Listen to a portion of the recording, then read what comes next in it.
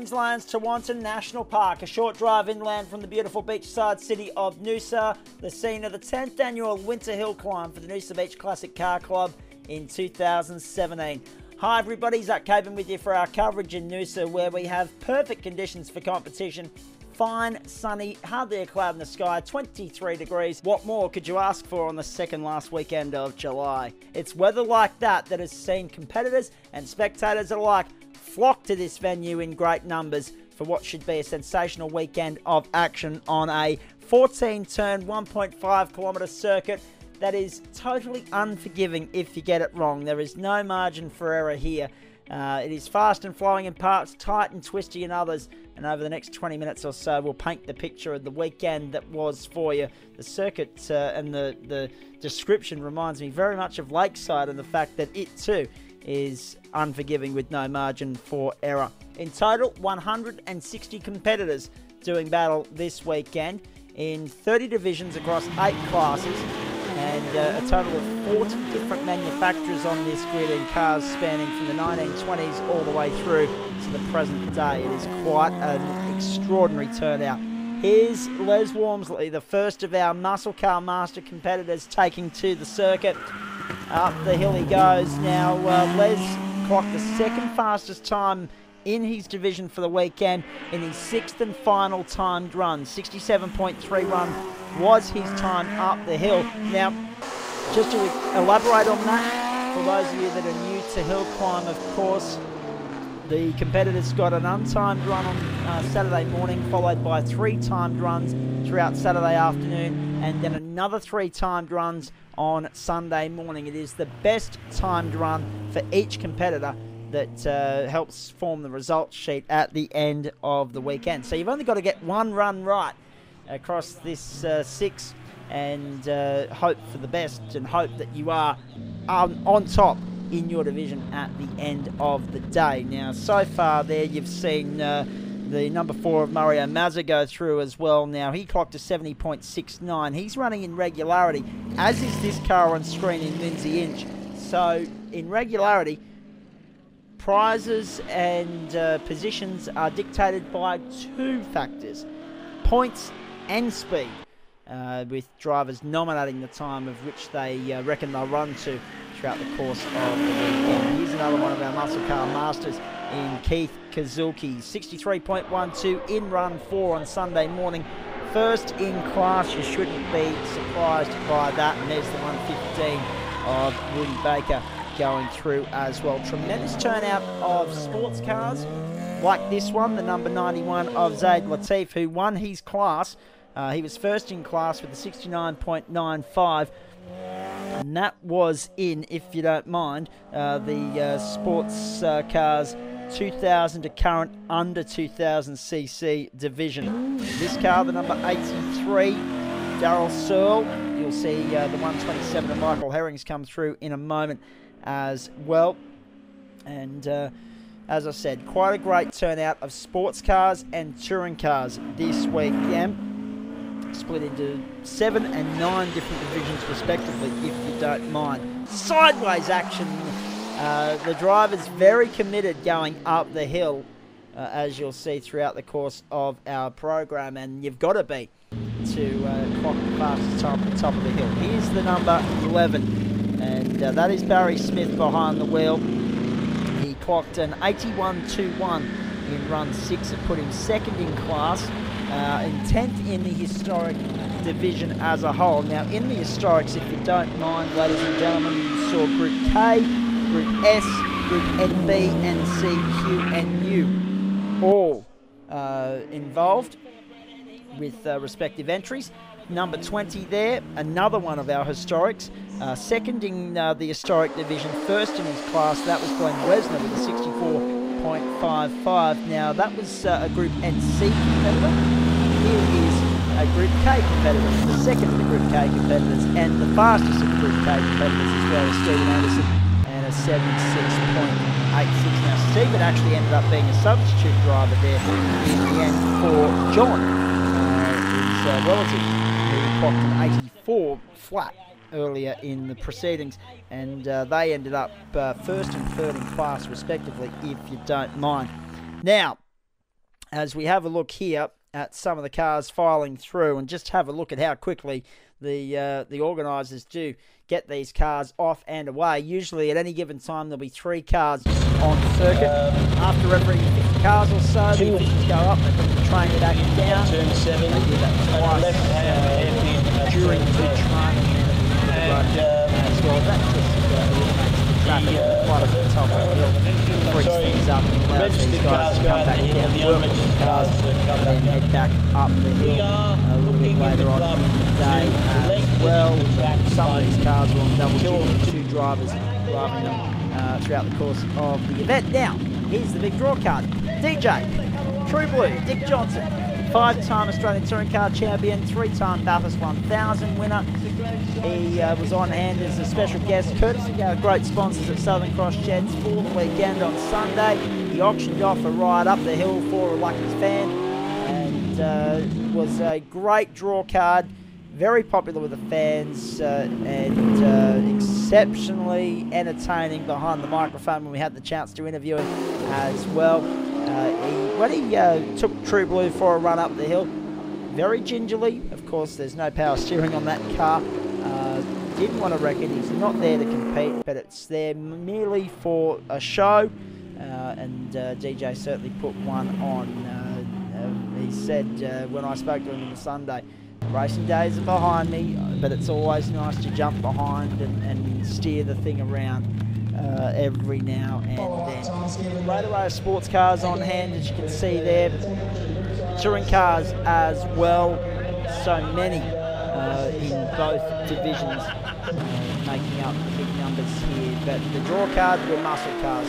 Keith Kazuki, the number 25, he also doubled up and ran in the sports sedans and invited class as well, winning that division too. We'll see him have a run in that very shortly. We follow him up the hill. Just have a look at how committed you have to be to get a fast time through this course, but you have to not only be committed, but you have to be accurate, and that's the key. That was the difference between the guys that got it right and the guys that got it wrong this weekend. And the level of commitment made a little bit of a difference in the lap times at the end of the day as well. There's Keith going up through the left-hander, and now back at the bottom of the hill we will find and the 18 being driven by James Hodson. Now, he won his class this weekend.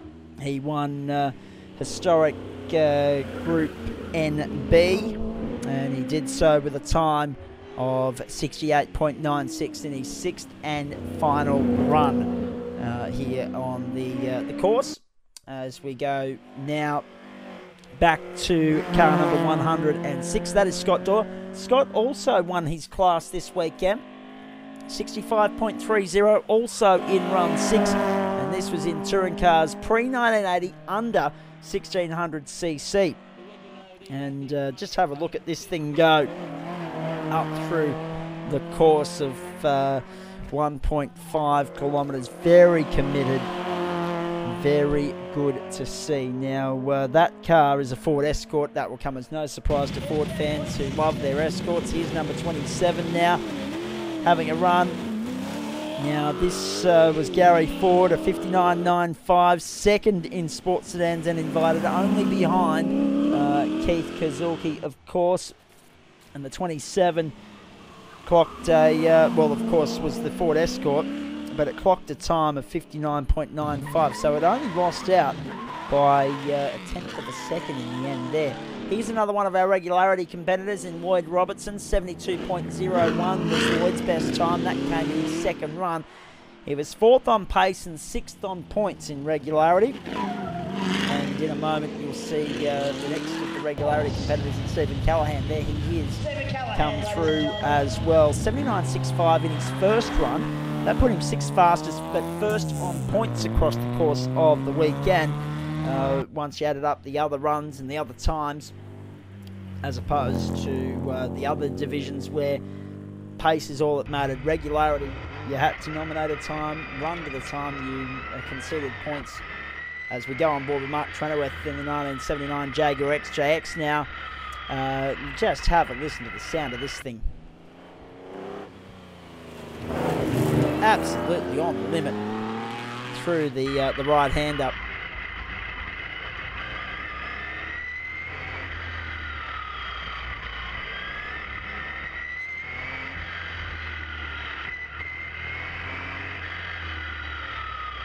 An absolute thrilling ride as he finishes off the lap in style. Here we go.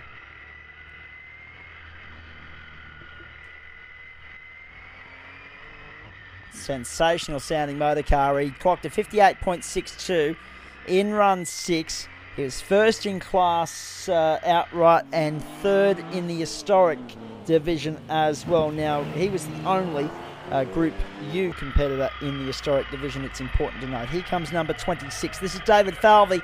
Run 3 was his quickest, 69.76. He was fourth in the Muscle Car Masters division. As we pick him up now.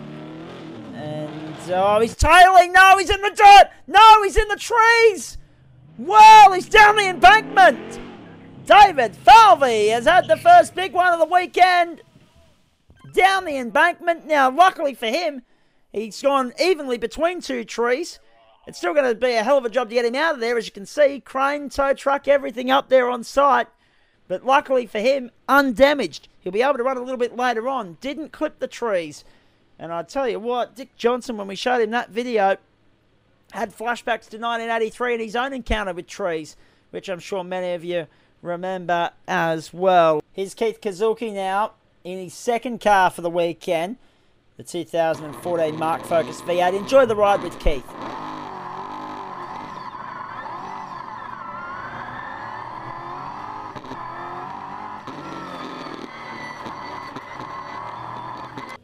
This was his fastest run of the weekend. Of course, the winning run by only 1/10 of a second, as we detailed earlier, 59.85, and a very quick one at that.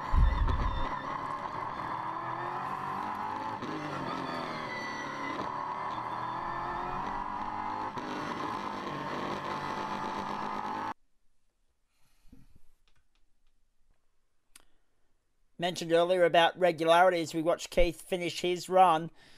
Just look at the consistency and the proficiency of that driving up through this magnificent course, up to the top of the circuit. Across the line he goes. The run is done, and all of a sudden the speed drops off. He backs off immediately because the line of cars that have already completed their run were right there on his right-hand side. You may have just been able to see them in the corner of your screen. Here's Max Parnell now, the number 39, the Steinhardt MK, in the Formula Libre 1301cc and overclass, won by Riley Brook in the Formula Renault 2. Max's fastest time was 63.27. He clocked that in run number 5. He was fourth in class at the end of proceedings. And for all of our classes except regularity, they're racing to time. Whereas regularity, they're racing for points and time as well.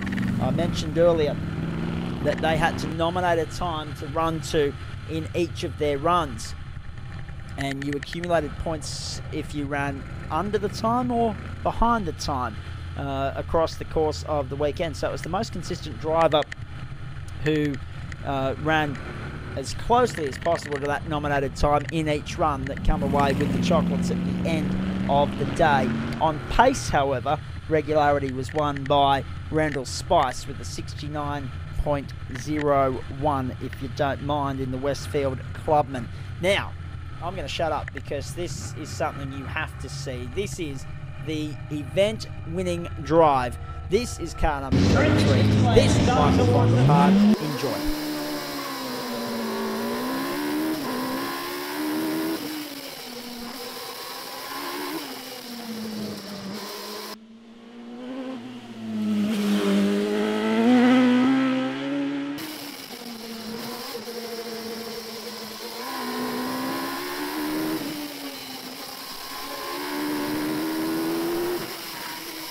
No one had ever been under the 51-second mark on this course prior to this weekend.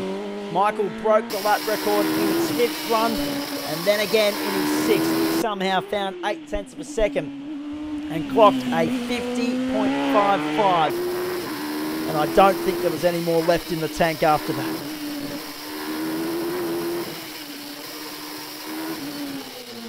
was a hell of a ride with Michael von Rapard. Worthy of a victory, no doubt about that, as we go back to the line. The car number 159 now.